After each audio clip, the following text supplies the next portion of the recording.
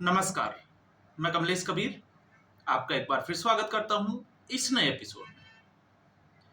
आज के इस एपिसोड में हम बात करेंगे भारतीय मीडिया की। क्यों जरूरी है? क्योंकि इस वक्त मीडिया दो धड़ों में बटा हुआ है और हर बार हम बात भी करते हैं एक जिसको गोदी मीडिया कहा जाता है, लेकिन वास्तविकता में गोदी मीडिया कौन सा है उसको समझना भी बहुत जरूरी है। तो अगर वास्तविकता में गोदी मीडिया की आप बात करोगे तो गोदी मीडिया 2014 से पहले हुआ करता था। कैसे काम करता था? जो अपने ऑफिस में अपने दफ्तर से जो है वो मंत्रिमंडल के मंत्रियों के नाम तय कर देते थे।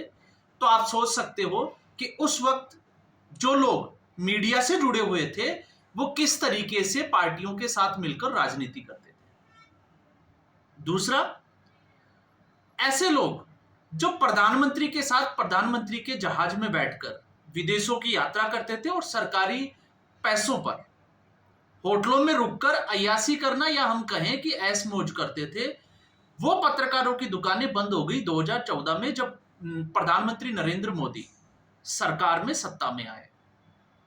उसके बाद जो बदला मीडिया में वो आपने देखा कि अब अगर कोई विदेश में जाता है सरकार के किसी प्रतिनिधि के साथ में तो वो जाता है दूरदर्शन, और इन मीडिया चैनल को इन दूरदर्शन से बाइट जो है वो लेनी पड़ती है पैसे देकर। तो इस तरीके के कुछ प्रावधान, कुछ बदलाव जो है वो मीडिया को लेकर किए गए। लेकिन आज भी हमें उस मीडिया के एक बदलाव की जिसकी जरूरत साफ तौर से दिखाई देती है, वो है कि आखिर जो पत्रकारिता के नाम पर समाज में वैमनस्य बढ़ाते हैं या फिर झूठी खबरें चलाकर जनता को भ्रमित करते हैं, उनके खिलाफ एक्शन क्यों नहीं लिया जाता? तो फिर सवाल यहां भी बन जाता है कि यही लोग फिर प्रधानमंत्री नरेंद्र मोदी को तानाशाह घोषित करने लग जाते हैं। अब तानाशाह कैसे घोषित करने लग जाते हैं और ये हम बात क्यों कर रहे हैं? आज हम बात कर रहे हैं क्योंकि अजीत अंजुम, उसके ऊपर एफआईआर दर्ज हुई है बेगूसराय में बलिया थाने में, और उसके बाद में एक लॉबी जो है वो फिर से एक्टिवेट हो गई है। और ये लॉबी पहले भी एक्टिवेट थी। कैसे थी, कब कब थी, उस पर हम आए, तब उससे पहले हम समझते हैं अजीत अंजुम पर एफआईआर क्यों हुई। अजीत अंजुम पर एफआईआर इसलिए हुई क्योंकि बीएलओ के दफ्तर में दाखिल होना, वहां पर सरकारी कागजात जो है वो पलटकर देखना और बार बार सवाल पूछना। अब यहां पर आप ये कह सकते हो कि पत्रकारों का काम है खबरें बनाना, पड़ताल करना और फिर उसके बाद में उसका आकलन करना। तो अगर आप इस नजरिए से देखते हो तो फिर आपको लगेगा कि इनके ऊपर पत्रकारिता के नाम पर जो है वो एफआईआर दर्ज नहीं होनी चाहिए। लेकिन अब इसके दूसरे पहलू पे आते हैं। दूसरा पहलू कौन सा है? अब मैं YouTube से जो है वो पिछले 2 साल से जुड़ा हुआ हूं। उससे पहले मैं YouTube पर इस प्लेटफॉर्म पे काम नहीं करता था, लेकिन जब से मैं जुड़ा उसके बाद में पहली बार मैंने अजीत अंजुम के ऊपर वीडियो बनाया था राजस्थान के विधानसभा चुनाव में। आप जाकर जो है वो देख सकते हैं 2023 के अंत का। और उस वक्त वो वीडियो बनाना क्यों जरूरी हो गया था? वो जरूरी इसलिए हो गया था कि अजीत अंजुम को और उसकी पत्रकारिता को देखते हुए एक बात जो है वो समझ में आ गई थी कि ये बायर्स पत्रकार है, पक्षपातपूर्ण पत्रकारिता करते हैं। और क्यों करते हैं उसके पीछे की अगर कहानी, तो जितने भी जो यूट्यूबर्स हैं आपने देखा है कि आजकल पैसे कमाने के लिए वो किसी भी हद तक जा सकते हैं। अब पैसे कमाने के लिए वो किसी भी हद तक जा सकते हैं, तो सच्चाई ये है कि दुनिया में 57 देश जो है वो मुस्लिम कंट्री है। और जब हम इस समुदाय विशेष की बात करते हैं तो इसकी खास बात यह है कि आज भी कुछ लोग जो है वो रहते यहां हैं लेकिन गाना पाकिस्तान का बजाते हैं, गाना पाकिस्तान का गाते हैं। इससे पहले ही मैंने एक वीडियो बनाया है मोहम्मद रियाज, जिसको जमानत मिली और उस जमानत के लिए लेकर जो है वो मैंने एक वीडियो बनाया था। लेकिन मामला क्या है उसको समझना है तो आपको समझना पड़ेगा कि उसके ऊपर एफआईआर दर्ज क्यों हुई। पहलगाम अटैक के बाद में ये वही लॉबी थी जो लगातार सरकार से सवाल पूछ रही थी, और उसमें अजीत अंजुम भी शामिल था जब मैं मोहम्मद रियाज की बात करता हूं। और लगातार जो है वो सिक्योरिटी फोर्सेस को टारगेट कर रहे थे। और बदला कब लिया जाएगा इसकी बात करते जा रहे थे, लेकिन जैसे ही आपने देखा ऑपरेशन सिंदूर लॉन्च हुआ, इनकी जो है वो लैंग्वेज बदल गई। अब इनको वो समुदाय विशेष दिखने लग गया जो जिसको ये विक्टिम बनाते हैं। अब आप सोच सकते हैं कि इनकी सोच जो है वो किस तरीके की है।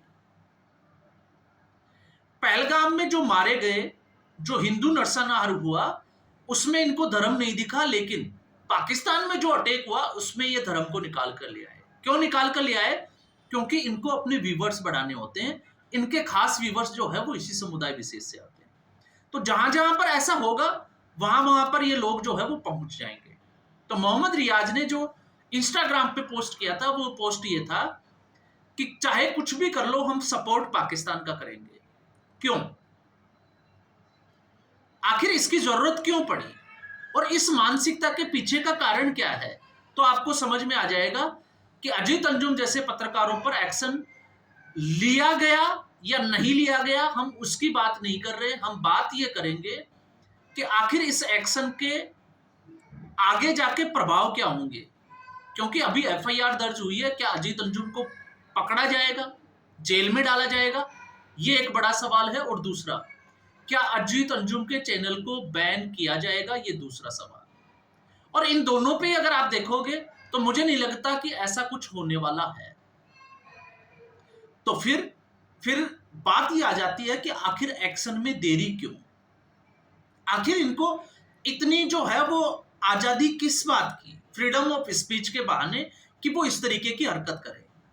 अब आप जो है, अगर आप अजीत अंजुम के फॉलोवर हैं तो आप ये कह सकते हैं कि अजीत अंजुम जो है वो सच्चाई की बात करता है, ये करता है, वो करता है। लोगों को मैनिपुलेट करने के लिए हम किसी भी तरीके से किसी भी मुद्दे के ऊपर जो है उसके, क्योंकि दोनों पहलू होते हैं, एक नेगेटिव और एक पॉजिटिव, हम किसी भी पहलू के ऊपर जाकर वीडियो बना सकते हैं।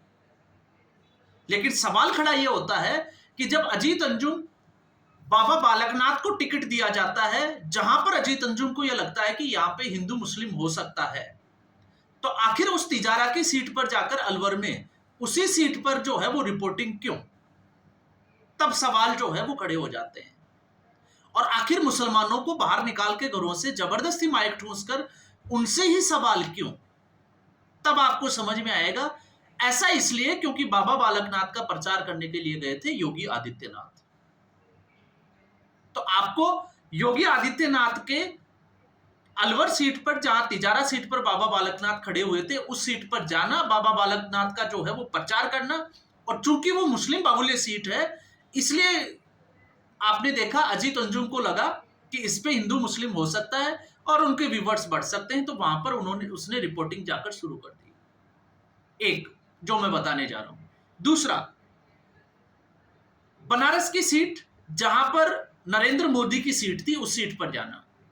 अमेठी और रायबरेली, कुछ सिलेक्टेड जहां पर हिंदू मुस्लिम ज्यादा हो सकता है। क्यों? अब आप समझ गए होंगे।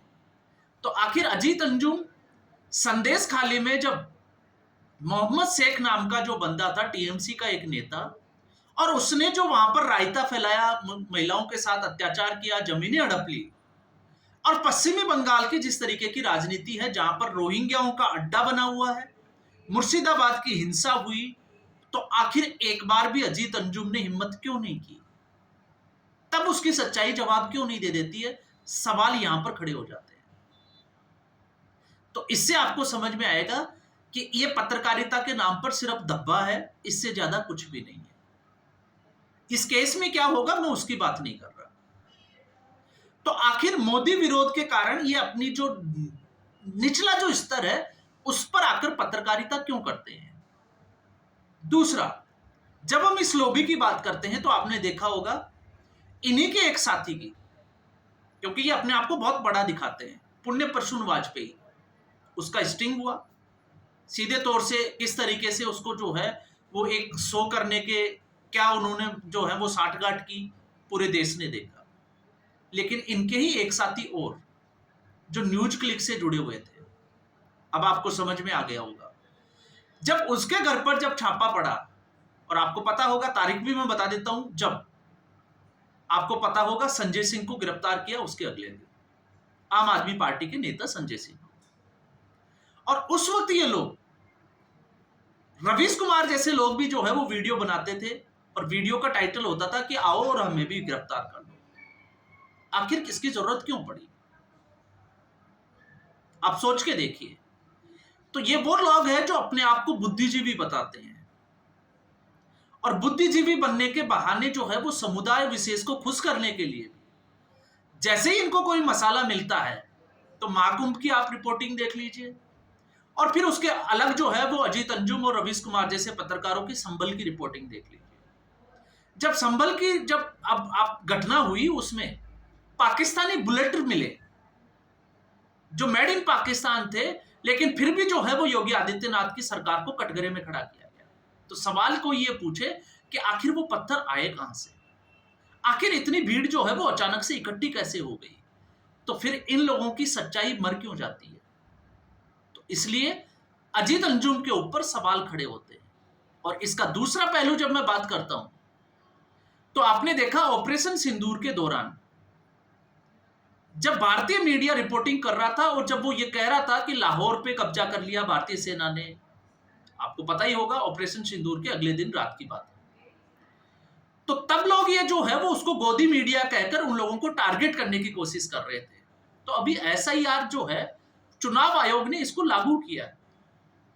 बिहार में इसको जो है वो एक युद्ध स्तर पर काम चल रहा है। तो आखिर इसको होने देते हैं और उसके बाद में क्या रिपोर्ट आती है और कितनी सच्चाई इससे सामने आती है कि कितने लोगों के जो है वो वोट के अधिकार से वंचित किया गया। तो इनको वेट करना चाहिए था कि आखिरी तारीख के बाद में अब जो है वो यहां पर ये गड़बड़ हुई तो उसका वेट क्यों नहीं किया गया? तो फिर ये भी तो उसी मीडिया का हिस्सा हो गए जो ऑपरेशन सिंदूर में उस दिन रिपोर्टिंग चल रही थी और इसको लेकर ये जो है वो भारतीय मीडिया के ऊपर सवाल खड़े कर रहे थे। तो फिर आज ये लोग सही कैसे हो सकते हैं?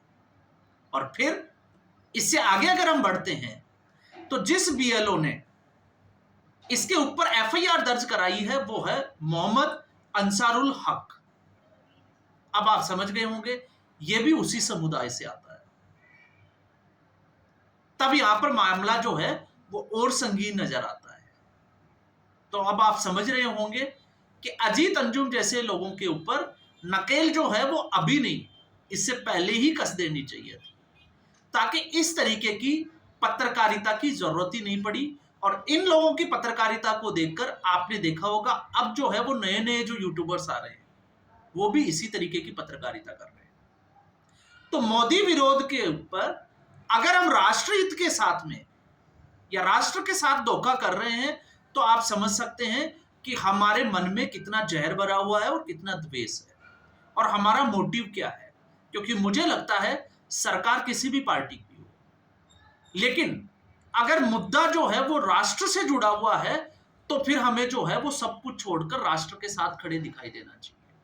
और ये जो मुद्दा है ये राष्ट्र हित से जुड़ा हुआ है, क्योंकि इसके अलावा कोई ऑप्शन नहीं है। और सरकार और सुप्रीम कोर्ट तक ये मान चुके हैं कि रोहिंग्याओं ने घुसपैठ तो की है, तो आखिर ये रोहिंग्या गए कहां, इनका पता कैसे चलेगा?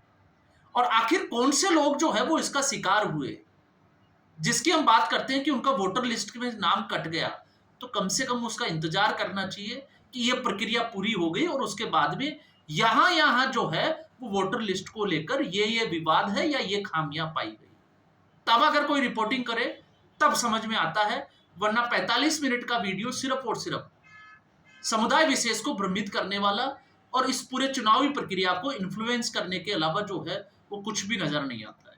तो आज के एपिसोड में बस इतना ही। उम्मीद करूंगा वीडियो एपिसोड आपको पसंद आया होगा। वीडियो को लाइक करें, शेयर करें, चैनल जरूर सब्सक्राइब करें। धन्यवाद।